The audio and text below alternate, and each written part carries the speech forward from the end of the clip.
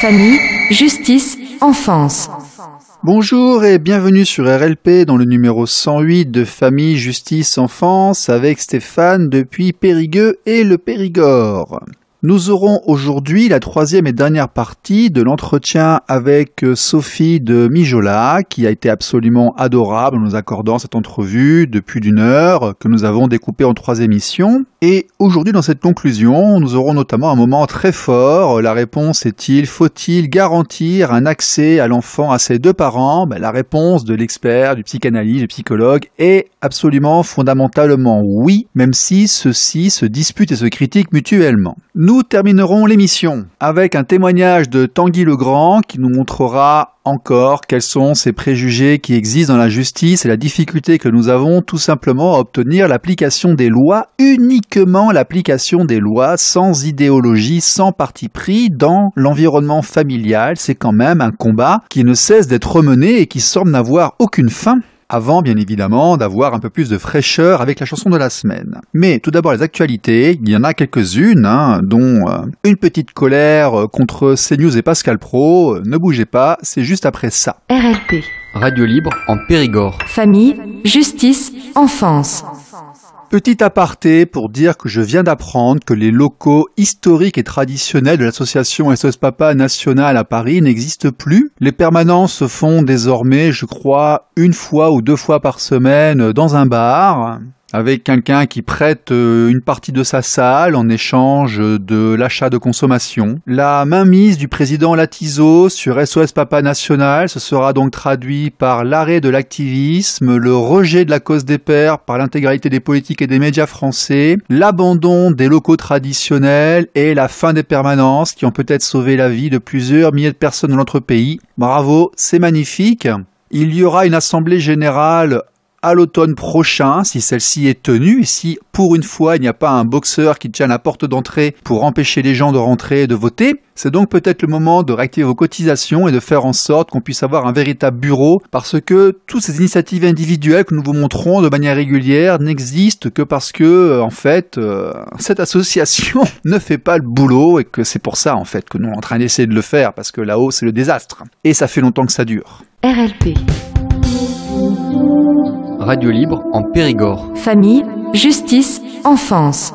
Enchaînons avec une intervention de la semaine dernière sur CNews par Pascal Praud. Celui-ci était face à Marlène Schiappa et, comme d'habitude chez ce monsieur, le léchage de babouche, la tentative absolue de plaire en racontant absolument n'importe quoi. Et si on l'écoute, ce sont toujours les hommes qui se comportent mal durant les divorces. Bravo monsieur, écoutons-le et je vous dirai après ce que l'on pense de vous. C'est le livre de Marlène Schiappa et puis un petit combat ou un grand combat, je ne sais pas. Je vous en ai d'ailleurs parlé plusieurs fois parce que ça me frappe. Dans les divorces, les hommes ont des droits, ils n'ont aucun devoir. C'est-à-dire que lorsqu'ils doivent récupérer les enfants pour les vacances ou pour le week-end, tel que c'est inscrit dans le jugement, et bien au dernier moment, ils peuvent dire non. Il est 15h, 17h le vendredi, puis ils préviennent la mère, ils disent non, finalement je ne prends pas les enfants ce week-end. Ce qui est intéressant pour la mère qui vit seule, et parfois, et qui doit s'organiser. Et bien ça doit être pris en compte peut-être. C'est vrai que on en avait parlé ensemble. Vous m'en aviez déjà parlé, comme quoi vous êtes plus féministe qu'il n'y paraît. Et sur le fond, vous avez tout à fait raison, c'est vraiment un sujet sur la manière, mais ça rejoint ce qu'on évoquait sur le congé de paternité, la place des pères, la responsabilité qu'on donne aux pères ou qu'ils se donnent. Audrey Missiraka, c'est fini. C'est vrai, attendez, ceux qui écoutent, quand les jugements ne sont pas respectés, oui. Parce que beaucoup de juges sont qui c'est fini, Joseph, on a 4 minutes de retard. Après, ça passionne. Audrey, oui, je vous excuse pas. Audrey Missiraka, non, c'est les hommes qui se conduisent mal dans 9 cas sur 10 dans les divorces. Alors ça, franchement, c'est empirique autour de moi. Ceux qui payent pas les pensions alimentaires, etc. Franchement, c'est toujours les hommes qui se conduisent le plus mal. Des rôles de fréquentation autour de moi. Non, j'entends des femmes qui me le disent. Mais bon, je ferme la parenthèse. Audrey Missiraka.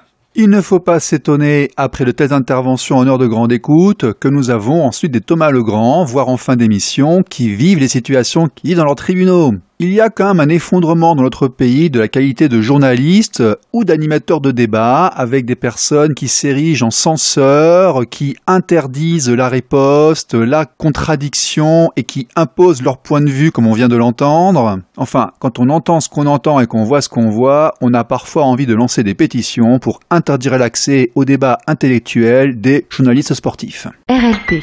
Radio libre en Périgord. Famille, justice, enfance. Alors, sur RLP, on va aborder encore une ou deux questions. Thierry Lavergne, qui est un pédopsychiatre psychanalyste qui intervient régulièrement sur notre antenne, nous disait que la plus grande souffrance de l'enfant était la dissonance éducative, c'est-à-dire le fait qu'il n'arrive pas à s'entendre dans son éducation. Est-ce que vous confirmez ? Oui, alors je ne sais pas si c'est la plus grande, mais en tous les cas, oui, c'est très pénible. C'est très pénible, effectivement, parce que du coup, il n'y a plus de possibilité de dénoncer une règle si la règle est immédiatement combattue par l'autre parent. Oui. Il disait que ça pouvait aller jusqu'à remettre en cause l'envie de grandir. Oui, l'envie de grandir, effectivement, ou au contraire, l'idée de grandir le plus vite possible pour sortir de cette affaire. Oui, de s'évader, de partir. Oui, oui. D'où le cas des gens qui arrêtent l'école très tôt et puis qui se trouvent un refuge et qui devient autonome extrêmement tôt pour s'affranchir d'une ambiance à la maison. Oui, mais ça peut générer ça. Oui, oui, absolument. Oui, tout à fait. Alors là, maintenant, la question, c'est cette dissonance éducative, c'est pareil, d'où vient-elle ? Qu'est-ce qui s'est passé pour que les parents, qui bien évidemment par définition sont différents, ils n'ont pas eu la même enfance, mais en tant que couple, ils ont bien dû à un moment donné, je dirais, reconnaître ou admettre quelque chose de l'autre. Comment se fait-il qu'avec l'arrivée de l'enfant, ça ne puisse pas se poursuivre ? Ça, c'est le monde occidental qui est comme ça. Je veux dire, si on va en Asie ou en Afrique, la cellule familiale est tribale, dure sur plusieurs générations dans la même maison, est beaucoup plus présente, tandis que chez nous, on nous explique régulièrement à la télé que l'amour, ça dure 3-4 ans, maximum 5-6, et nous vivons une société de recomposition avec des gens qui se marient, qui divorcent parfois 2 fois, 3 fois dans une vie. Donc, encore une fois, c'est systémique, ça. Tout à fait, et de la même manière aussi, la présence des grands-parents est loin d'être évidente. Les grands-parents sont souvent suffisamment jeunes pour être encore eux-mêmes en train de travailler, ou eux-mêmes par ailleurs chargés de leurs propres parents. Enfin bref, tout ça n'est pas facile. Et ne peut se faire que par petites touches. Ce qui me paraît important, j'y reviens encore une fois, c'est au moins de savoir ce qui est juste et de le viser. On ne l'obtiendra pas forcément, on ne l'obtiendra certainement pas à tous les coups, mais au moins que ce soit en effet un objet de visée. C'est la douleur de l'enfant devant le conflit parental, en fait, qui est au cœur de la question. Alors, la douleur de l'enfant dans le conflit parental, oui, bien sûr, mais en même temps, l'enfant sait très bien ce que c'est que se disputer. Donc, oui, c'est vrai. Donc, il peut très bien comprendre, en effet. Les amitiés très fortes qui se font et se défont dans la cour de récréation, bien sûr. Voilà. Et il peut très bien aussi comprendre qu'on peut être injuste, etc. C'est pas là, il y a une désidéalisation des parents, mais qui est faite, je dirais, très tôt et très vite. Mais en fait, il y a quand même, enfin nous on le voit, de dire des parents qui se battent, ce sont des enfants qui sont endommagés quand même. On s'en rend compte assez facilement. Bien sûr. Alors, si jamais l'enfant est autant endommagé par les conflits, est-ce que les intervenants, à votre connaissance, que ce soit dans les IRTS, Institut régional des travailleurs sociaux, c'est-à-dire les écoles qui forment les assistantes sociales, les écoles spécialisées, à l'ENM, l'école de la magistrature, donc qui forment les magistrats, on va faire une petite parenthèse, juste à familial, c'est pas un choix, on est affecté en septembre en fonction de ce qu'il y a ailleurs, contrairement à juge des enfants, juge des divorces, c'est pas une fonction choisie. Est-ce que ces intervenants, qu'ils soient dans le social, dans la justice, les pédiatres et autres, les professeurs de maternelle, d'école primaire et tout, sont-ils vraiment formés pour gérer ce que notre monde moderne de recomposition produit auprès des enfants ? Alors là, vous me posez une question à laquelle je n'ai pas de réponse, que je n'ai jamais, suis jamais intervenu moi en tant que psychanalyste ou professeur de psychologie dans ce domaine. J'ai travaillé avec des avocats, en revanche. D'accord. Vous avez produit des écrits, vous avez eu des étudiants, oui, tout à fait. Dans une revue, donc vous avez une audience, donc vous pouvez des retours par rapport à cette audience parfois. Tout à fait. Donc, ce que je veux dire, c'est que je pense en effet que le monde de la justice doit tout à fait être en interaction avec le psychologique d'une manière générale. Et ça, c'est quelque chose que j'ai travaillé moi-même beaucoup. Et comme je vous disais, j'ai travaillé aussi pas avec des magistrats, que j'ai des collègues qui ont travaillé avec des magistrats, et je pense que c'est nécessaire. C'est tout à fait nécessaire. Précisément parce que sans quoi on arrive à des aberrations où il y a des expertises avec des termes un peu compliqués que l'avocat ou le magistrat ne comprend pas forcément complètement, et donc il y a en effet une nécessité d'un travail en commun. Moi, c'est pour ça que justement je pense que les interactions de la psychanalyse à cet égard sont tout à fait importantes. J'ai écrit d'ailleurs un livre à ce sujet où je m'étais intéressée à des cas, alors là extrêmes bien sûr, de parricide ou des cas de pères, c'était des pères qui avaient tué leur enfant. Oui, on en a malheureusement eu. Quand on regarde les actualités, on voit qu'il y en a, ça peut arriver parfois. Oui. Ouais. Oui. Un parent, de manière générale, un parent peut parfois tuer son enfant. Ouais. Tout à fait. Donc, je crois il faut en effet une intervention. C'est le syndrome de Médée, je crois, qui a son paroxysme, oui, c'est ça ? Oui. Une intervention, une possibilité d'intervention du psy au moment où des décisions importantes doivent être prises. Pas simplement dans l'expertise. RLP. Radio libre en Périgord. Famille, justice, enfance. Par rapport à tout ce tableau qu'on vient d'évoquer, à votre avis, si on prend un petit peu de hauteur et qu'on regarde de loin, on a l'impression, au niveau de la société, que la place du père est extrêmement attaquée. On a eu Jean-Pierre Winter qui est venu sur cette antenne, qui a fait un ouvrage il y a quelque temps dessus. On a eu Raphaël Delpar, on en a eu d'autres qui sont passés nous disant qu'il y a une volonté institutionnelle d'affaiblir la famille contemporaine et la position du père parce que le patriarcat, à une époque, aurait été quelque chose d'extrêmement néfaste. Est-ce que vous pensez, vous, qu'on est vraiment, actuellement, nous, en France, en Occident, d'affaiblir cette position paternelle ? Non, encore une fois, je crois qu'il ne faut pas confondre la position paternelle et le patriarcat. Patriarcat, c'est une structure qui a existé dans un temps historique et pour des raisons données, raisons économiques notamment. Moi, je voudrais revenir sur ce que je disais tout à l'heure à propos de la position du père. Parce que le père, c'est d'abord le soutien de la mère au tout début. Oui. Soutien de la mère qui va lui permettre d'être une bonne mère. Et vous parliez des femmes seules, je pense que c'est très difficile pour elles d'être des bonnes mères, précisément parce que ce soutien manque. Le deuxième facette, si vous voulez, du père, c'est aussi celui qui est l'incarnation de l'ordre, mais pas au sens patriarcal. Il est celui qui va soutenir l'ordre que la mère instaure dans la vie de l'enfant. Et puis il y a un troisième aspect qui est la coacceptation avec la mère de la responsabilité pour l'existence de l'enfant. Et cette coacceptation, c'est précisément elle qu'on va retrouver au moment des divorces. D'accord. Au moment des partages. À partir de quel âge peut-on dire que le père peut, à partir de quel âge peut-on dire qu'il faut cesser de privilégier la mère et que le père peut être un éducant éventuellement ? Faisons une hypothèse. Au début, il faut vraiment privilégier la mère avec le père qui encourage et autres. Il l'est tout le temps. Ouais. Il l'est dès le début. Il l'est dès la naissance. Winnicott disait de manière un peu amusante que les pères peuvent aussi être de bonnes mères. Ça ne veut pas dire qu'ils remplacent la mère, mais ils peuvent pour un temps, pour un partage précisément, s'occuper du bébé.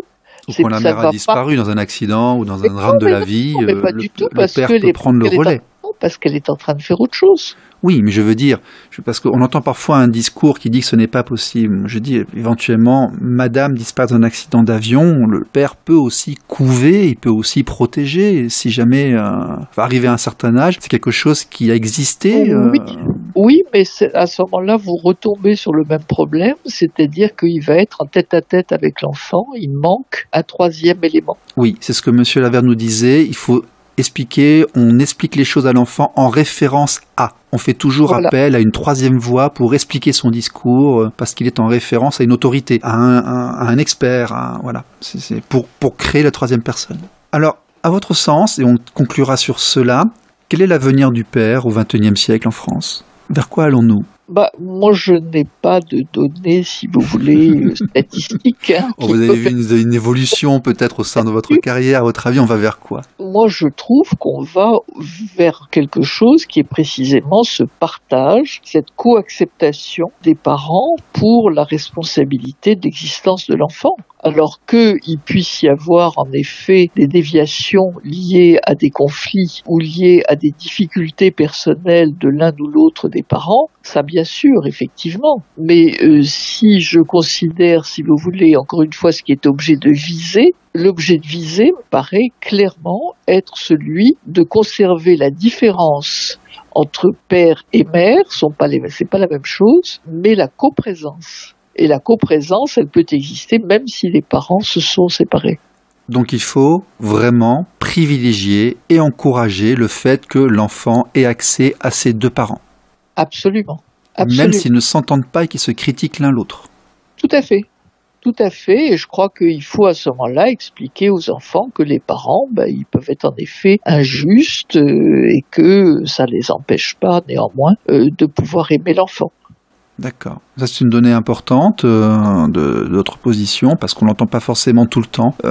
Il faut que les deux parents gardent un accès à l'enfant. C'est la CIDE, quelque part, qu'on a signée, qui reprend ces thèmes-là. D'accord. Bon. Sophie Sodemela, vous avez des projets, des ouvrages en préparation, quelque chose, une actualité ? Oui, j'ai beaucoup de préparations, effectivement diverses, à la fois collectives dans mon association et individuelles, donc dans des livres que je peux préparer ou des articles. Le prochain colloque, donc on est en train de préparer, qui va avoir lieu le 18 juin, porte sur la question de l'identité. L'identité qui est à la fois liée à l'âge, ça c'est un petit peu une conséquence de tout ce qu'on a pu voir à travers les mesures qui ont été prises liées au Covid, et puis aussi beaucoup quand même des préoccupations qui se font jour autour des personnes âgées. Qu'est-ce que l'âge change dans l'identité ? Enfin, c'est aussi chez le bébé ou chez l'adolescent. Et puis également la revendication identitaire telle que on la voit justement dans des conflits internationaux. D'accord, très bien. Bon, écoutez madame, merci d'être venue, merci beaucoup de nous avoir donné votre parole durant l'entretien d'1 heure à peu près. Écoutez, bonne journée à vous, merci beaucoup. Au revoir. Au revoir. RLP. Radio libre en Périgord. Famille, justice, enfance. Bonjour à tous. Nous sommes mardi 21 juin 2022. Je viens de sortir de l'audience correctionnelle au tribunal judiciaire de il n'y a pas plus tard qu'une demi-heure. Voilà, donc l'audience s'est tenue aujourd'hui à partir de 13h30.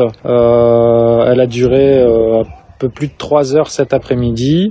Et le délibéré vient d'être rendu il y a une demi-heure environ. Pour être rapide, succinct, les nouvelles ne sont pas du tout encourageantes. Madame a été totalement relaxée du délit de non-représentation d'enfants permanent depuis juillet 2020, c'est-à-dire depuis près de 2 ans, en permanence, c'est-à-dire une fois tous les 15 jours et la moitié des vacances scolaires. Alors je vais être assez succinct pour vous dire que en réalité le ministère public avait requis, donc le parquet avait requis contre madame une peine d'emprisonnement de 8 mois avec un sursis mis à l'épreuve, sursis probatoire de 24 mois. Mais de façon factuelle, la procureure de la République s'est levée lors de cette audience pour indiquer que si l'affaire était déjà jugée, il ne servait à rien d'audiencer. Alors elle s'est levée, elle a claqué ses dossiers parce qu'elle a constaté vraiment une position partiale de Madame la Présidente. Oui, Madame la Présidente, vous avez eu une attitude tellement partiale que on a inversé les rôles. Et même les avocats ont été assez surpris parce que ils ont même confondu la victime et le prévenu. Donc moi j'étais victime, mais dans le cadre de votre position, vous aviez une attitude assez particulière qui a été remarquée et constatée de manière factuelle. Donc on ne va pas s'arrêter là évidemment parce que Madame la Présidente, c'est vous-même qui m'avez jugé en mars 2022 et condamné pour une prévention de 4 mois de non-paiement de pension alimentaire, donc abandon de famille, et pour cette prévention de 4 mois de non-payé, vous m'avez condamné à 4 mois de prison avec 18 mois de sursis mis à l'épreuve. En comparaison à ça, aujourd'hui, vous a été plaidé et soulevé 24 mois de non-représentation d'enfants et vous avez intégralement relaxé Madame, sans motivation pour l'heure, parce que la décision n'est pas encore écrite, mais qu'a priori il y avait suffisamment d'éléments retenus par la Cour pour donner droit à Madame d'être plus puissante que le juge aux affaires familiales. Parce que c'est ça en réalité qu'on va dénoncer, c'est que un juge aux affaires familiales rend une décision, ordonne un droit de visite, et dans un état de droit, eh bien, on peut, donc dans ce cas de figure, dans cette décision, ne pas respecter la loi en toute impunité. Voilà. Donc, Madame la Présidente, vous avez pris une décision, effectivement à l'encontre du ministère public, qui avait requis, lui, une peine d'emprisonnement. Le ministère public, dans ce cas de figure, a 10 jours pour relever appel. Et moi et mes conseils allons étudier cette position partiale et continuer à nous battre. Parce que ce qui s'est passé aujourd'hui, c'est que vous avez permis à Madame de ne pas représenter la petite sans socle, sans fondement.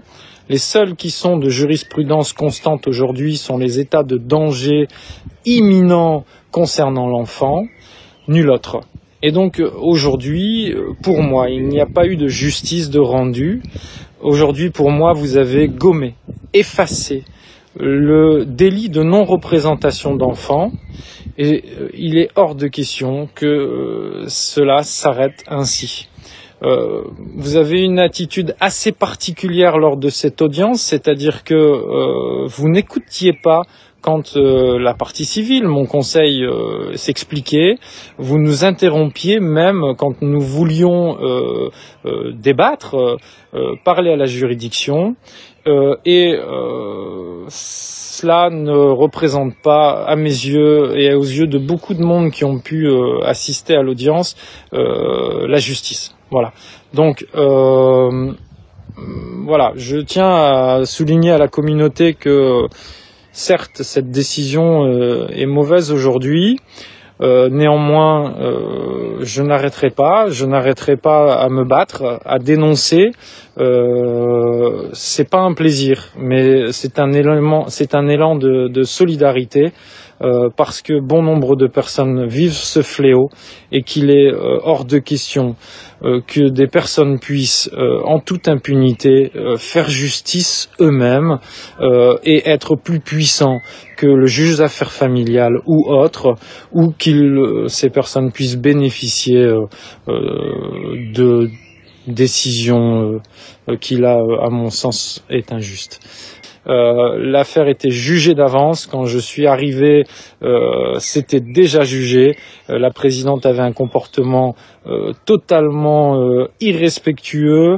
Et voilà. Donc le ministère public était pour le coup convaincu de la culpabilité de madame, en droit totalement qualifié, mais nous avions un dossier qui était jugé d'avance et soulevé par le ministère public lorsqu'elle s'est réellement levée en disant à la présidente en ces termes: Madame, si c'est jugé d'avance, il n'y a pas lieu d'audiencer. Voilà. Donc à très bientôt. Bon courage. Courage à tous. Voici maintenant la chanson de la semaine. Famille, justice, enfance. Très bien ta caisse claire. De quoi tu te plains?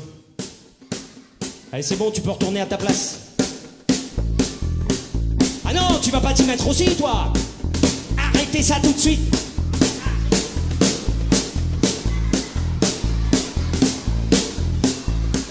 Mais pourquoi j'ai été prendre des musiciens aussi pénibles, moi? Dis-moi papa, pourquoi?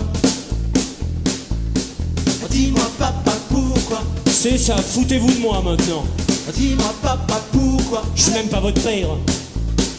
Dis-moi papa, pourquoi? Ah, j'ai compris. Dis-moi papa, pourquoi? Vous essayez de faire chanter les enfants? Dis-moi papa, pourquoi? Vous y arriverez pas, vous y arriverez pas. Dis-moi papa, pourquoi? Non, c'est moi qui sais faire chanter les enfants. Dis-moi papa, pourquoi? Super. Tu vois bien, ils y arrivent pas. Dis-moi papa, pourquoi? Magnifique. Dis-moi papa, pourquoi? Dis-moi papa, pourquoi? Mais ils y arrivent en plus.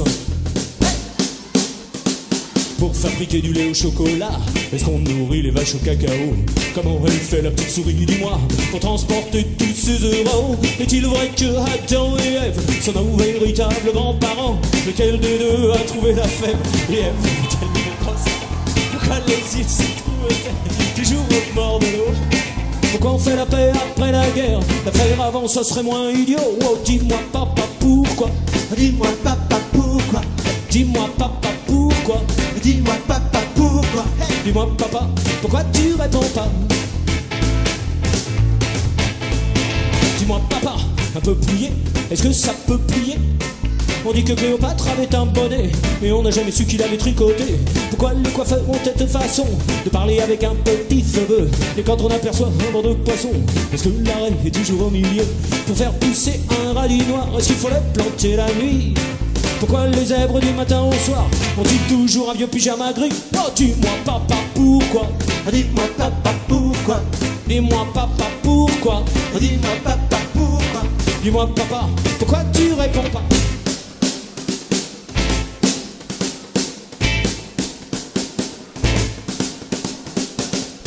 Et à la batterie c'est James. On peut l'applaudir très fort. Dis-moi papa pourquoi? Dis-moi papa pourquoi? Dis-moi papa pourquoi? Dis-moi papa pourquoi? Dis-moi papa pourquoi? Dis-moi papa pourquoi? Dis-moi papa pourquoi? Dis-moi papa pourquoi? Dis-moi papa pourquoi? Dis-moi papa pourquoi? Dis-moi papa pourquoi? Dis-moi papa pourquoi? Dis-moi papa, pourquoi tu réponds pas?